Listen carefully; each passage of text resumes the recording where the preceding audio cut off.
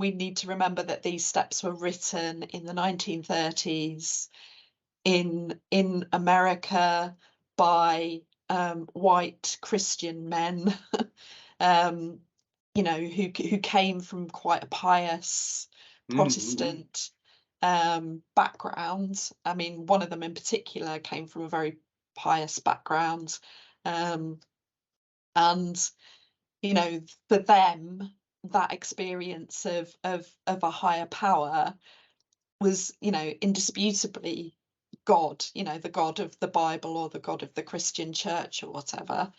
Um, but very early on in the development of Alcoholics Anonymous, which was the first of the 12-step fellowships, there was a kind of um, room was made for people to interpret that concept of higher power however they wanted to and however made sense for them. So there were Beyond the white Christian, atheists. essentially beyond the white Christian God, if they needed to. Yes.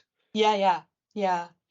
And it's, for me as a kind of historian of spirituality and an ethnographer, I'm really interested in how that language has changed over the 80 years that the fellowships have been around. And then, so you can see kind of shifts. There's kind of published books, book called Came to Believe that was written in the 60s, published in the 70s, and you can see the language shift in that.